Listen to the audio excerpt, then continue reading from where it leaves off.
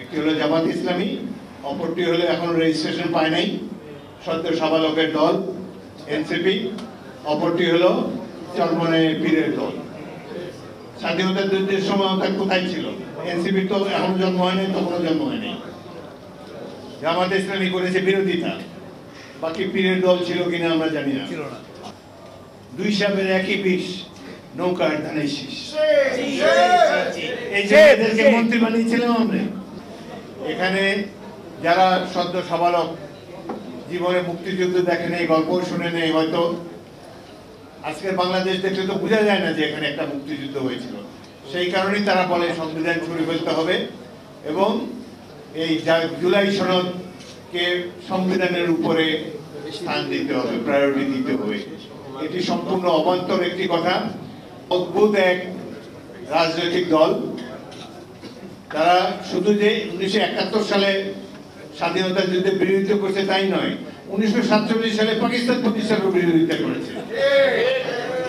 এই দল এখন জনগণের মালিক মুক্তার হয়ে বসতে চায়। তারা ইতিমধ্যে উপলব্ধি করেছে যে নির্বাচনে তাদের কোনো সুযোগ নাই, জনগণ তাদেরকে ভোট দিবে না। তাদের এখন একমাত্র চেষ্টা হলো বিএনপি ঠেকাও, বিএনপি যেন রাষ্ট্র ক্ষমতায় না আসতে পারে। সুতরাং নির্বাচনী আর দরকার নেই, নির্বাচনকে বিলম্বিত করার জন্য তারা অক্লান্ত পরিশ্রম করে যাচ্ছে। মুক্তিযুদ্ধ মনে হয় কারো কারোর কাছে হাসির পাত্র, যে কারণে আজকে একটি রাজনৈতিক দল বলার সাহস রাখে যে 71 জাতি ভুল করেছে। কত দুঃসাহস!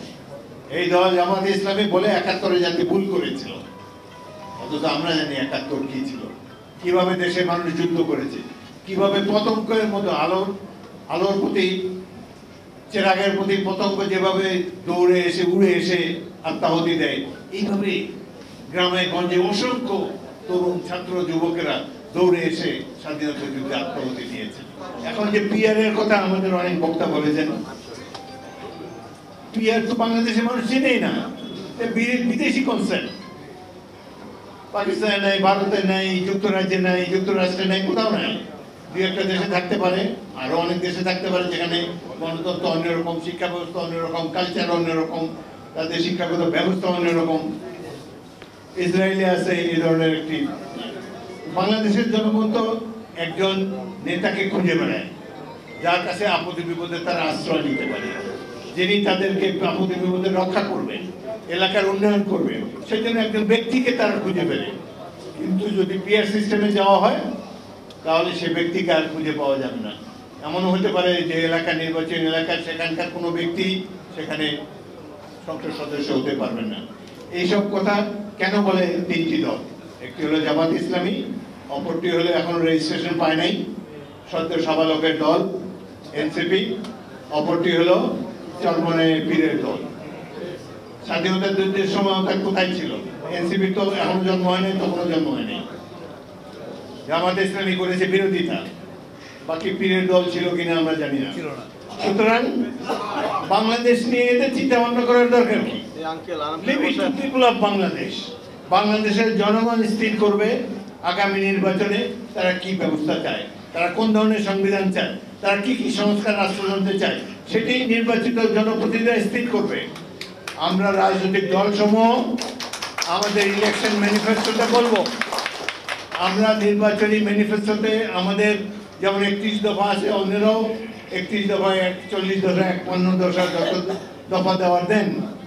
কিন্তু জনগণই রাষ্ট্রের মালিক, জনগণ স্থির করবে কিভাবে বাংলাদেশ নামক রাষ্ট্রটি চলবে। এই 5-6 জন ব্যক্তি, কেউ আমেরিকা থেকে এসেছে, কেউ লন্ডন থেকে এসেছে, তাদের কথায় তো সংবিধান পরিবর্তন হতে পারে না, এবং তাদের 2-4 জনের অভিমত কখনো সংবিধানের উপরে প্রায়োরিটি অধিকার পেতে পারে না। বাংলাদেশকে নিয়ে অনেক খেলাফেলা করা হচ্ছে, বাংলাদেশকে নিয়ে আন্তর্জাতিক ষড়যন্ত্র চলছে। সুতরাং এই সময় মুক্তিযোদ্ধা এবং মুক্তিযুদ্ধের প্রজন্মকে আমাদেরকে আবার সজাগ হতে হবে। অনেকেরই রক্তকেশ, দাড়ি, টুপি, কিন্তু ট্রেনিং তো জমা দেন নাই আপনারা। বিএনপি যদি রাষ্ট্র ক্ষমতায় যায়, আমরা এই পুরো জাতিকে মুক্তিযোদ্ধার জাতিতে পরিণত করব। আমরা ছাত্রদেরকে সামরিক প্রশিক্ষণ দেব, যাতে করে কোনো প্রতিবেশী রাষ্ট্র অন্য কেউ বাংলাদেশের দিকে রক্তচক্ষু দেখাতে না পারে। 6 কোটি লোকের দেশ মিয়ানমার, 18 কোটি লোকের দেশ বাংলাদেশের উপরে হামলা করতে চায়। 11 লক্ষ রোহিঙ্গা আমাদের উপর তারা চাপিয়ে দিয়েছে। আমাদের সেনাবাহিনীকেও পরিবর্তন হতে হবে। তাদেরকে আক্রমণাত্মক মনোভাবের যুদ্ধ করার মানসিকতা থাকতে হবে। এই সেনাবাহিনী কেবলমাত্র ব্রিজ বানাবে আর রাস্তাঘাটে কাজু বলবৎ করবে, এই ধরনের সেনাবাহিনী প্রয়োজন নাই। আমরা মুক্তিযুদ্ধের 71 সালের সেই সেনাবাহিনী দেখতে চাই, যেই সেনাবাহিনী হাসতে হাসতে জীবন দিবে, যেই সেনাবাহিনীর দৃঢ়তা দেখে, তাদের মানসিকতা দেখে প্রতিবেশী রাষ্ট্র কোনদিন চিন্তাও করবে না বাংলাদেশে এসে হামলা করার জন্য। আমরা সেই ধরনের মুক্তিযুদ্ধের এখনো জীবিত আছি। আমরা এখনো জীবিত আছি। পরবর্তী প্রজন্মকে আমরা সেই মূল মন্ত্র দিয়ে যাব, কিভাবে দেশের স্বাধীনতা সার্বভৌমত্ব অক্ষুণ্ণ রাখতে হয়। এখানে আজকে আলোচ্য বিষয়টা আছে স্বাধীনতা সার্বভৌমত্ব অক্ষুণ্ণ রাখার জন্য। যারা বাংলাদেশের স্বাধীনতা সার্বভৌমত্ব বিনষ্ট করতে চায় তাদের উদ্দেশ্যে বলবো, 71 জাতি যুদ্ধ করেছে, আগস্টে আবার এই জাতি রাজপথে নেমে এসেছে ফ্যাসিবাদের অবসান ঘটাবার জন্য। আগামী দিনেও সকল বহিঃশত্রুর আক্রমণ থেকে দেশকে রক্ষা করবে বাংলাদেশের এই জনতা, যেখানে নেতৃত্ব দেবে মুক্তিযুদ্ধ। আজকে আমাদের প্রয়োজন ঐক্য। নানান ধরনের কথা আমরা যারা একসাথে শেখ হাসিনার ফ্যাসিবাদী শাসনের বিরুদ্ধে লড়াই করেছি, রাষ্ট্র ক্ষমতার দৃশ্যমান হয় অনেকেই তাদের মধ্যে বিভেদ সৃষ্টি করেছে। এই দল জামাতে ইসলামীকে আমরা এত বছর আশ্রয় দিয়েছি, আমাদের প্রতীক নিয়ে তারা নির্বাচনে অংশগ্রহণ করেছে, তাদেরকে বেগম জিয়া মন্ত্রিসভায় স্থান দিয়েছেন। আমাদের এখানে ফারুক আছে, আলাল আছে, সরওয়ার আছে, এরা তো মন্ত্রী হতে পারতো। এদের জায়গায় নিয়েছি, আমরা দিয়েছি জামাতকে, ঠিক আছে বন্ধুপ্রতিম দেশ, তাদের দিয়েছি। আজকে তার প্রতিদানের তারা কি বলছে, 2 সাপের একই বিষ, নৌকার ধানে শীষ।